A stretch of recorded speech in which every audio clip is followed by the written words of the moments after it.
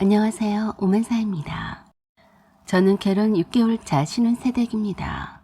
제가 겪은 일들이 흔치 않는 일인 것 같아서 몇 자 적어서 올려보네요. 이런 경우에 여러분들은 어떻게 하실지 좋은 말씀 부탁드려봅니다. 제 남편은 저보다 6살 연하이고 아직 20대인데 저는 31살입니다. 제가 조금은 동안이라서 남편과 함께 있어도 제가 더 나이 들어 보이지는 않아요. 저를 만날 때 남편은 처음부터 제가 연상의 누나라는 것을 알고 있었어요. 저도 한참 아래 동생이란 것도 알고 있었고요.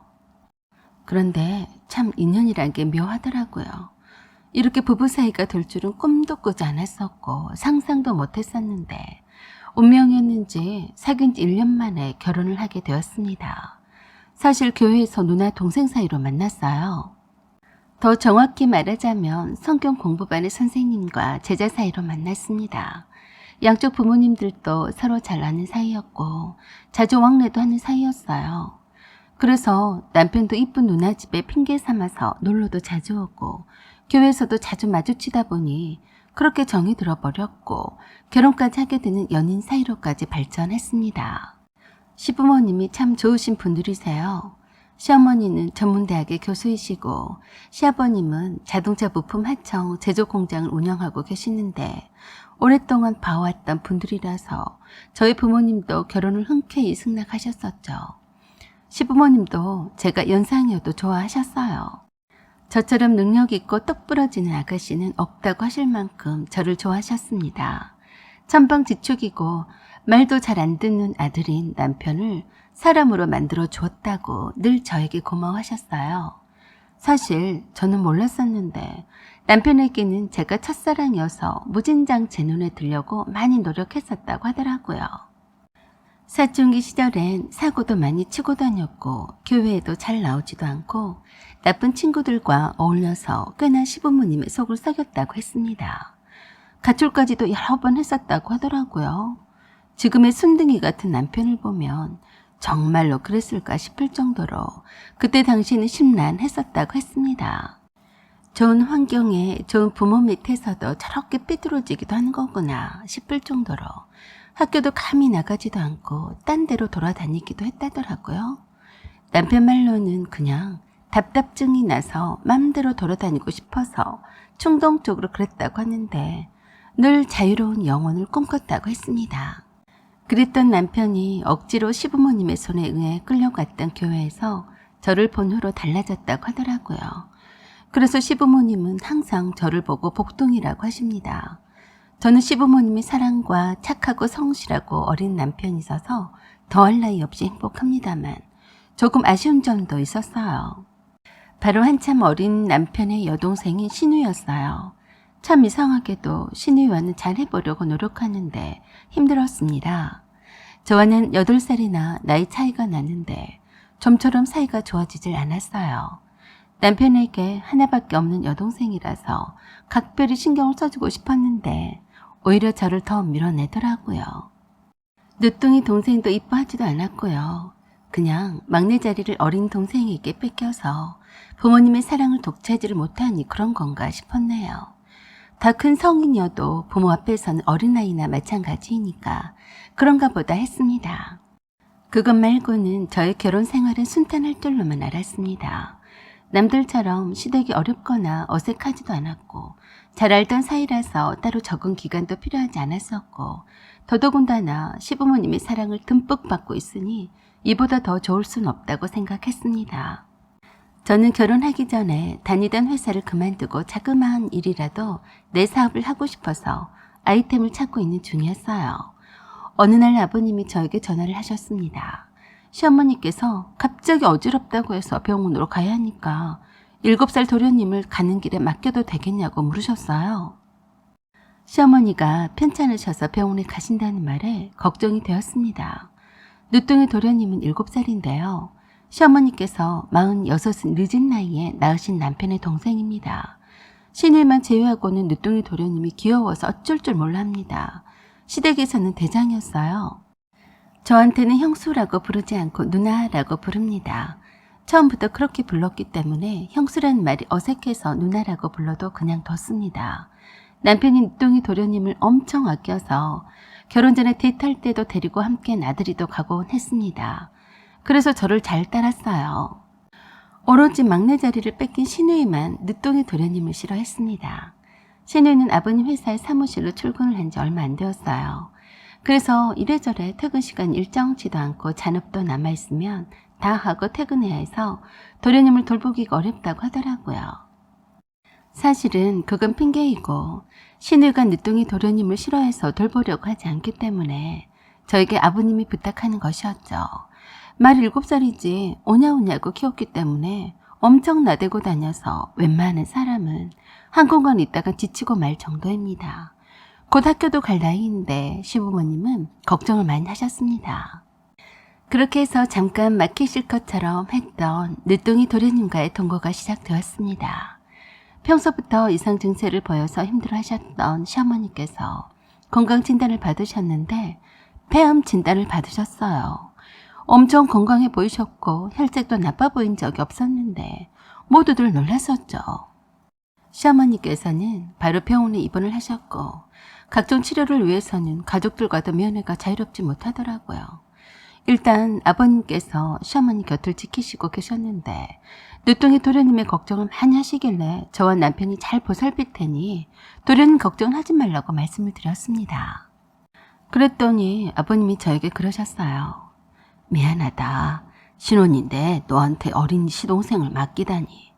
내가 버릇없이 키워서 엄청 힘들 거다. 내년에 학교도 가야 하는데 학원에도 보내야 하고 학습지도 날마다 잘하고 있는지 확인해야 하는데 라고 미안해 하시는데 저는 걱정 마시라고만 했습니다. 이런 비상 상황에서는 당연히 늦둥이 도련님을 제가 잘 보살펴 줘야 한다고 생각을 했고 그저 시어머니께서 조금이라도 나아졌으면 좋겠다는 생각뿐이었습니다. 늦둥이 도련님은 학습지도 한글과 영어를 2가지는 하고 있어서 방문교사를 저희 신혼집으로 오시도록 했고 신혼집의 방 한 칸을 도련님 방으로 정했습니다. 그러다가 옷이며 책이며 장난감이며 쓰던 컴퓨터며 하나씩 옮기다 보니 저희 신혼집의 방 2칸에 다 차더라고요. 급기야는 멋들어지게 폼나게 깔아놓았던 거실에는 카페트도 치워버리고 청소하기 쉽도록 소파도 배치했어요. 왜냐하면 학원을 다녀온 후에 한바탕 난리를 치고 거실을 뛰어다니는 바람에 내 신혼집이 초토화가 되곤 했거든요. 유치원에 갔다가 농구 교실에 또 가야 하는데 모두 다 데려다주고 픽업해오고 해야 했습니다. 알림장을 꼭 보고 준비물도 미리미리 챙겨줘야 하는 일도 보통 일이 아니더라고요. 아버님께 도련님은 잘 챙길 테니까 걱정 말라고 했는데 못했다는 소리는 듣고 싶지 않았습니다.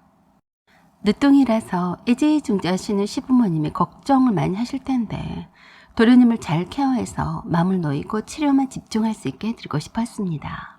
그래도 7살이라서 말귀는 잘 알아듣고 크게 힘들기는 하지는 않았지만 단 한 가지 밤중에 뛰고 놀 때는 정신이 하나도 없더라고요. 중간 소음 때문에 뛰지 말라고 주의를 주느라 매번 쫓아다니면서 잔소리를 해대곤 했습니다. 그래도 저에게는 도련님이니 이쁘게 알아듣게 잘 타일러가며 저녁 시간에는 뛰지 못하겠지만 여전히 남편은 얼마나 자기 동생 이쁘기만 한지 한바탕 신나게 함께 놀아주기도 하고 게임도 함께 하더라고요. 먹는 거며 입는 거며 유치원과 학원 숙제도 점검도 해야 하고 자기 전에 양치를 하는지 하지 않는지도 체크해야 하고 주말마다 필요한 물품도 사 놓아야 하고 하루가 정신없이 후딱 지나가 버리더라고요.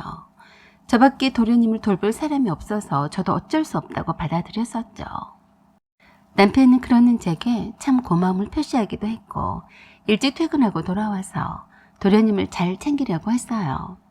자기 전에 씻기고 방 정리하는 법도 잘 가르치고 다정하게 게임이나 축구와 그리고 농구에 관해서 한도 끝도 없이 얘기 산매경에 빠져서 즐겁게 지냈습니다. 제가 봐도 어린 시동생이라도 귀여운데 자기 친동생이니 얼마나 귀엽겠어요. 그리고 한편으론 짠한 마음도 있었겠죠. 한창 엄마 아빠한테 사랑을 받을 나이에 어머니가 폐암 진단을 받았으니 그래서 좀 더 잘해주고 싶었습니다. 시어머니는 표적 항암 치료를 받는다고 했는데 얼마나 힘드시겠어요. 그걸 옆에서 지켜보고 있는 아버님도 참 많이 힘드실 것 같아서 마음이 아프더라고요. 친정 부모님도 시어머니의 폐암 진단 소식에 굉장히 마음 아파하셨고 매일 작전 기도를 드린다고 했어요.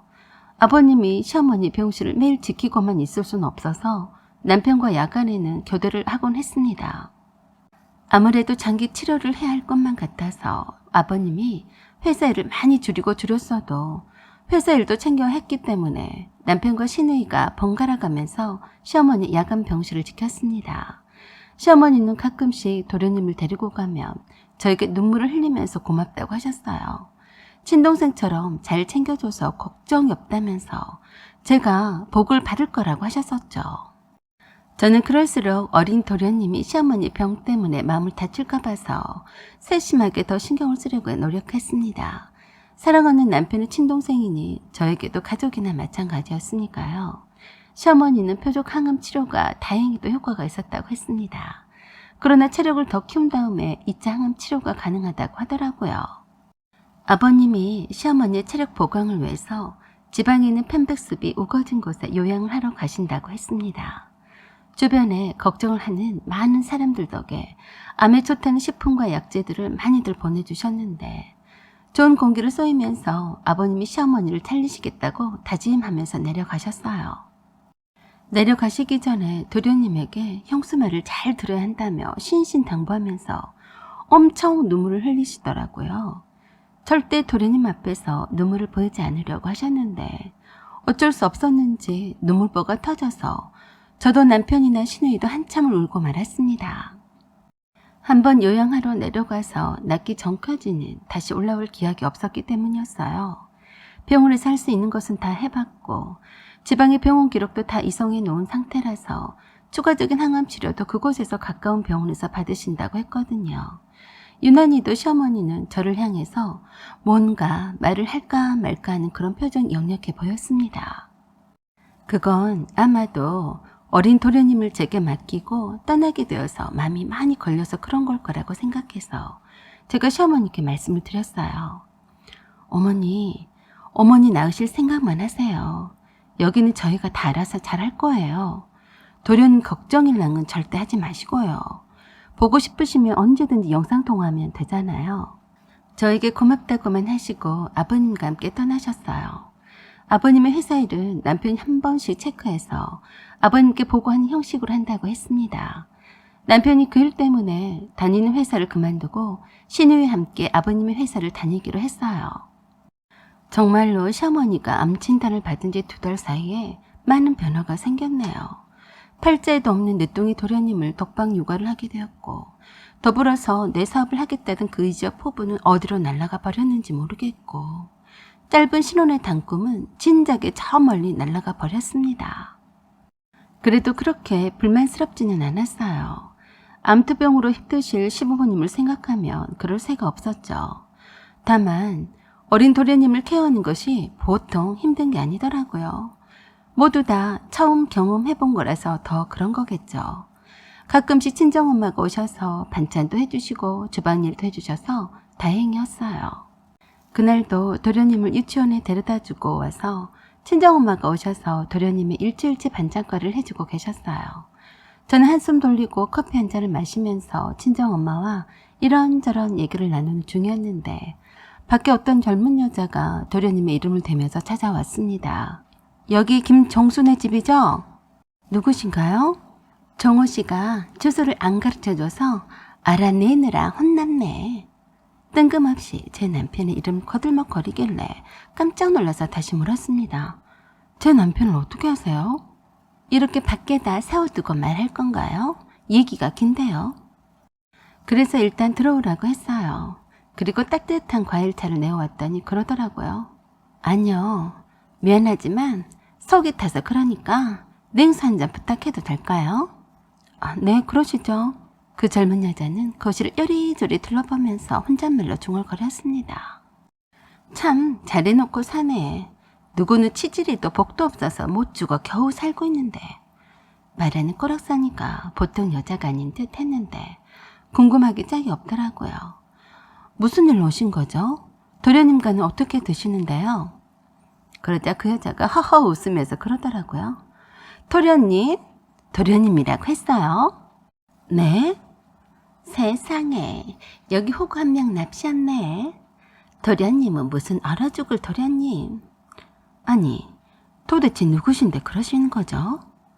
나요? 나는 정민숙이라고 해요. 당신 남편과는 아주 오래전에 가까운 사이였고요. 오늘은 내가 정민숙이란 것만 알려주고 집을 확인했으니 이만 갈게요. 다음에 또 보게 될지도 몰라요. 당신 남편한테 정민숙이가 왔다 갔다고 전해주세요. 이만 가볼게요. 무슨 일로 오셨는지 말씀하셔야죠.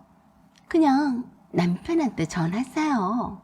정민숙이가 어떻게 사는지 구경하러 왔다고요.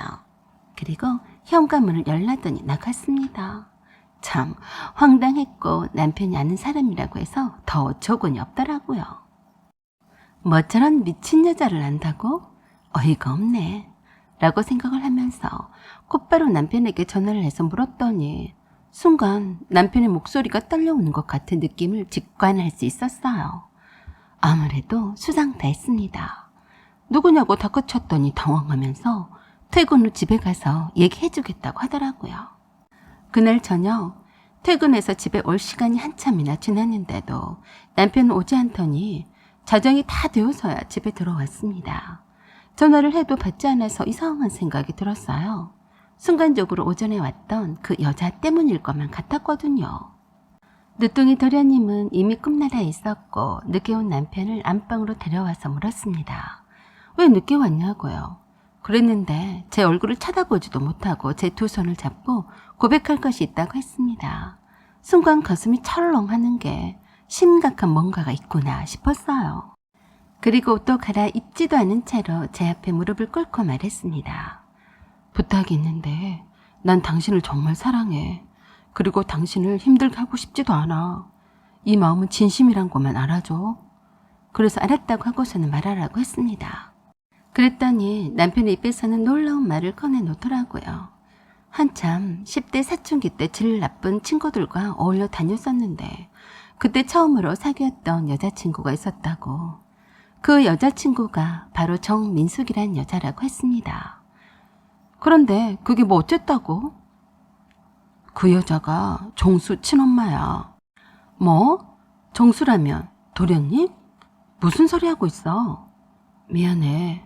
정민숙이가 임신을 하는 바람에 엄마가 어쩔 수 없이 호적에 올리고 내 동생으로 둔갑시킬 수밖에 없었어. 민숙이도 미성년자이고 가출한 상태라서 그쪽 부모에게도 알리지도 않고 집으로 돌려보냈었어. 그러니까 늦둥이 도련님 인줄로만 알고만 있었는데 남편의 아들이었다고 말하고 있었어요. 저는 그 말에 제대로 충격을 받았습니다. 도련님이라고 해서 정성껏 잘 돌봐주고 있었는데 남편의 친아들이라니 뭐 이런 경우가 다 있나 했습니다. 남편이 계속해서 말했어요. 민숙이가 가정 환경이 좋은 편이 아니라서 힘들게 살았었나 봐. 아버지 공장을 알고 있었기 때문에 나를 만나려고 공장 여러 번 찾아왔다가 얼마 전에 만났어. 돈을 요구했어. 돈을 주면 당신에게 말하지 않겠다고. 차라리 돈을 줘버리고 끝까지 나한테 숨기지 그랬니? 이미 민숙이가 집에까지 찾아왔는데 돈을 준다 한들 감춰질 일이 아니잖아. 미안해. 일부러 속이고 싶진 않았어. 그냥 이대로 아무도 모른 채로 살 줄로만 알았지. 정수를 위해서도. 저는 머리가 복잡해서 뭐라 말을 할 수가 없었어요. 다만 그랬네요. 차라리 결혼 전에 처음부터 일실직고 했으면 얼마나 좋았니? 좀 충격이다. 그날 밤에 남편의 충격적인 고백을 듣고서 저는 잠을 한숨도 자지 못했습니다. 이걸 어떻게 해야 하는 것인지 갈피를 못 잡겠더라고요. 주변의 모든 사람들이 도련님이 남편의 늦둥이 동생으로만 알고 있는데 말입니다. 그 다음 날 아침에 남편에게 말했어요. 민숙이란 그 여자가 또 찾아와서 협박하고 돈을 달라고 해도 절대 주지 마. 더 이상 만나주지도 말고 나한테 맡겨. 역시나 정민숙이라는 여자가 공장에 또 나타났는데 만나주지 않았다고 하더니 집으로 찾아왔더라고요. 무슨 말을 하나 보자 하고 들어오라고 했습니다. 남편이 제 얘기를 하지 않던가요? 아니요, 하지 않던데요. 무슨 얘긴데요? 난 당신 남편의 아들을 낳은 여자라고요. 정수가 내가 낳은 아들이에요. 그래서 제가 그랬습니다. 그 소리를 하려고 내 집에 찾아온 거예요? 당신 미친 거 아니에요? 시어머니가 낳은 아들을 자기가 낳았다고 하다니. 그냥 가세요.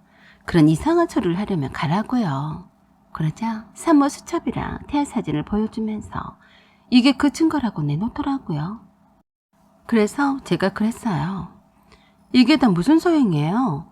엄마란 여자가 자기 자식을 팔아서 돈 뜯어내는 경우가 어디 있다고 그러냐고요.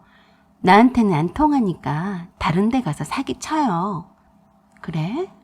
난 당신 남편의 아들을 낳아줬지만 자식은 필요 없어. 돈 3천 주면 조용히 모른 척하고 떠들지 않을게. 잘 생각해. 그리고는 일주일의 시간을 줄 테니까 알아서 돈 준비해서 보내라고 했습니다. 그래서 제가 그랬습니다. 정민숙 씨, 떠들던지 말던지 내 알 바가 아니고 그 전에 사기 협박 돈갈치로 경찰에 신고할 테니까 콩밥이나 먹을 각오를 하시죠. 그리고 당장의 경찰서에 여기에 사기 협박범 현행범이 있으니까 잡아가라고 했습니다. 네가 했던 말 다 녹음했으니까 까불지 말어. 여기가 감히 어디라고 주제 파악도 못하고 나타나니? 네가 다시는 내 집에 와서 이렇게 협박하지 않았다면 모른 척 넘어가 줄 수도 있었는데 너 안 됐다. 나도 한번 물고 넘어지면 끝장을 보는 타입이거든. 그리고는 제가 그 여자 앞에다가 핸드폰을 들이밀고 사진을 찍었습니다. 내 집에 들어왔었다는 현장 사진이 필요했으니까요. 그랬더니 약이 올랐는지 그러더라고요. 두고 봐. 내가 다 소문을 내버릴 테니까. 네가 다니는 교회에다 다 말해버릴 거니까. 그래도 돈 못 내놓겠다는 거지? 잘해봐. 그래서 제가 어이없다는 듯이 말했습니다. 내가 들어도 미친 여자의 말인데 누가 뜨내긴 네 말을 믿는다고 그러니? 며느린 내가 아니라는데 해봐. 하고 싶은 대로 해. 아주 돈 뜯어내려고 별 사기를 타치고 자빠졌네. 경찰이 수사를 하면 다 알겠지 뭐. 그랬더니 아이 재수없어 라고 하면서 가버리더라고요. 교회에 소문이 나던지 말던지 각오했습니다. 속인 건 내가 아닌데 두려울 것도 없었고 사실은 사실대로 밝혀져야 맞다고 생각했어요. 돈이 궁해서 남편한테 들러붙어서 돈을 뜯어갈 생각이었는데 뜻대로 되지 않았는지 몇 번 남편에게 돈 달라고 협박서 문자를 보냈다가 제풀에 꺾인 것 같았어요. 알고 봤더니 전과가 있는 여자라서 경찰이 나선다면 이룰 게 없다고 판단해서인지 더 이상 연락해오지 않았습니다. 남편도 어찌됐든 정수의 친엄마인데 경찰까지는 끌어들이고 싶지 않다고 했고요. 늦둥이 도련님 민줄로만 알았던 종수가 남편의 아들이란 것을 제가 알고 있다는 것은 아직도 시부모님이나 시누이도 아무도 모릅니다. 시누이도 그래서 그렇게 종수를 그다지 동생으로서 이뻐하지 않았나 싶었어요. 조카를 동생으로 둔갑했으니 싫었겠죠. 몰랐으면 모를까 이제 남편의 아이라는 사실이 드러났는데 이대로 모른 척 지내도 되는 건지 그냥 아무 일도 없는 것처럼 지내도 되는 건지 모르겠습니다. 약간 혼란스럽고 어찌해야 할지 모르겠어요. 정수가 남편의 자식이라고 해서 이상한 감정이 들기는 하지만 밉거나 하진 않습니다. 시어머니도 암투병 중이고 정수도 내년에 학교에 들어갈 나이인데요. 갑작스럽게 형으로 알던 사람이 친아빠라고 하면 이해를 할까요? 그리고 저는요? 어떻게 처신해야 할까요? 그래도 남편과는 헤어지고 싶지 않는 것이 솔직한 심정인데 어떻게 해야 할까요? 내가 첫사랑이다던 말들은 거짓이었고 과거를 속인 것도 거짓이었는데 무엇을 또 속였을지도 이젠 신뢰가 가지 않습니다. 남편에 대한 실망감도 이루 말할 수 없이 큰데 이것을 극복하고서 앞으로 잘 살아갈 수 있을까요? 그렇다고 무조건 헤어지는 건 답이 아닐 텐데요. 그리고 이대로 몰랐을 때처럼 살아도 되는 것인지 아니면 남편을 자식으로 받아들여야 하는 것인지 여러분의 의견을 듣고 싶습니다. 사연은 여기까지입니다. 여러분의 의견을 댓글로 달아주세요. 구독과 좋아요 그리고 알림 설정 부탁드립니다. 감사합니다.